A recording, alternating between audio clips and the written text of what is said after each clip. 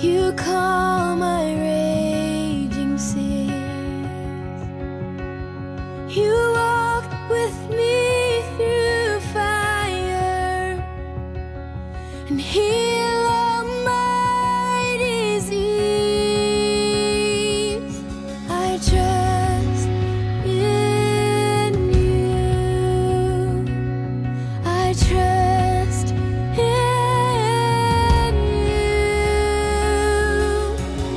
I believe you're my healer. I believe you are all I need. I believe, and I believe. I was really interested to see what my introduction was going to be, because it says on my program, 4th District Councilman.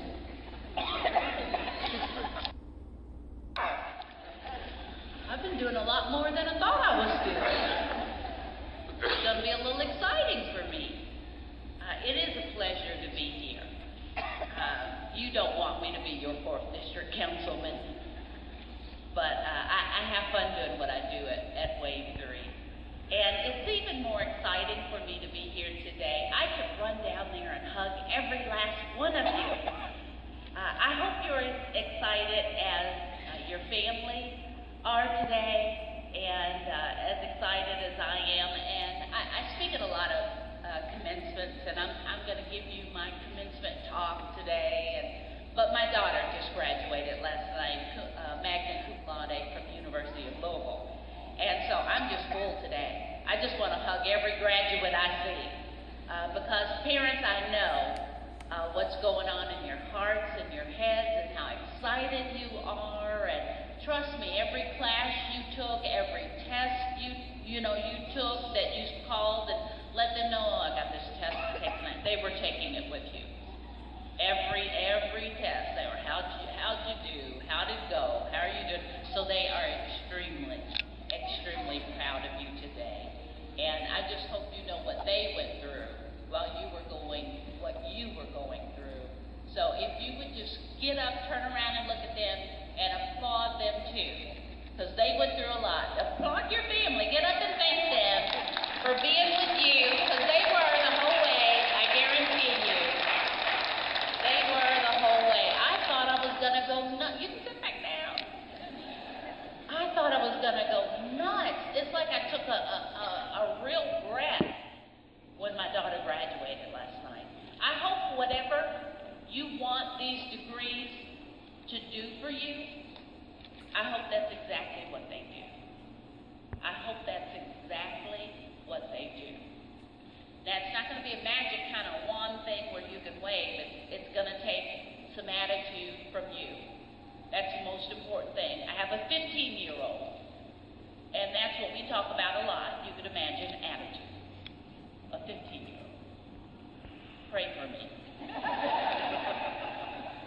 All I can say, 15-year-old. I may stand here for 5 minutes and just say that, 15-year-old. But we do. We talk about attitude. And W.C. Fields, I say that at work. This is how I know that I'm getting too old. They go, who? W.C. Fields was a comedian many years ago. And he said attitude is more important than the past, than education, than money, than circumstances, than what people do or say. It is more important than appearance, giftedness, or skill. I tell all 3 of my kids that, 28, 27, 15. All of them. It's important.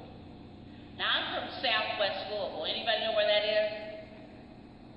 A lot of them say, ooh, somebody over here, Southwest Louisville, that's right. Shively, lots of Shively, PRP.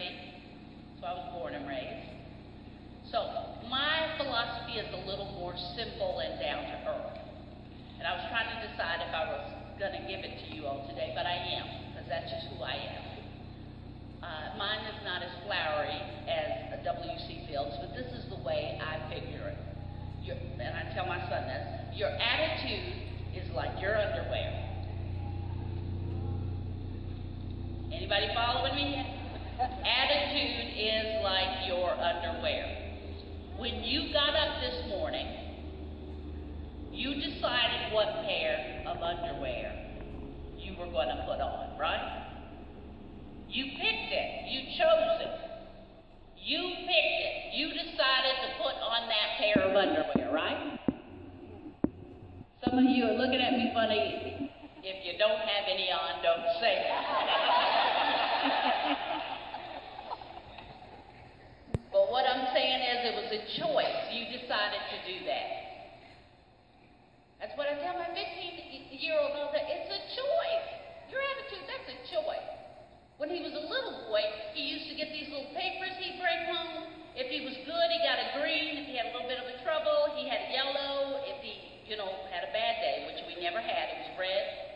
One day he brought home a yellow, and I said, "What happened?" And he said, "Kobe pushed me in the water line. I had to push him back." I was like, "Really? You had to push him back?" "Mom, I had to push." "No, you chose to push him back." "But Mom, I had." "No, you chose. That was a choice you made." Your attitude is just like your underwear. You pick it. You decide whether you're going to put on that really comfy pair that makes you happy, makes you feel good and nice, right? Men are looking at me. You won't wear underwear to a band. Just stay with me, fellas. You decide whether you're going to put on that comfy pair or that pair that rides you all day long. It's a choice. It's a choice. The only thing between a good day and a bad day, the only difference is your attitude. Is your attitude. So when you grab this piece of paper and you go out there and you want to make a difference, that difference is going to be your attitude. When you walk in to get whatever job it is that you want to get, it's already in there. What are you going to do? It is your attitude. That's what it is. Because I can remember getting my degree. I was ready. I was so excited. Got a degree in biology to shut my mother up, and a degree in communications for me, because my mother didn't want me to get a communications degree. So that was for communications for me. So I got the communications degree. I was ready. I was ready. Went to Wave 3 to apply for a job. They didn't hire me. Went to Wave 3 to apply for a job again. They didn't hire me. How many times do you think I did that? No. 9 times. 9 times they told me no. 9. Last time I went in, I let them know, if you don't hire me, you are missing the best hire you have ever seen. Then I turned around and I walked out. I have never prayed so hard. And they called me back and they hired me. But you know what they told me? We will never put you on the air. Never. You're not cut out for being on the air. That's all right. I had a plan. You just hang in there. As Henry Ford said, whether you think you can or whether you think you can't. You're right. You get that? Whether you think you can or whether you think you can't, you're right. You already know you can, right? Or you wouldn't be sitting here today, right? Maybe you are in the job you want already. Well, what are you going to do with that? Where are you going to go with that? Whether you think you can or whether you think you can't, you're right. I can remember the day after so much that I had to do to get there, and they said, "Would you like to anchor our morning tea?" Now in my head I wanted to say, "No, remember, I can't do TV." I didn't say that. I smiled and I said, "Yes." It took a lot to get there. It took a lot to get there. Whether you think you can or whether you think you can't. Whatever it's going to be, you're going to decide. You must think you can, right?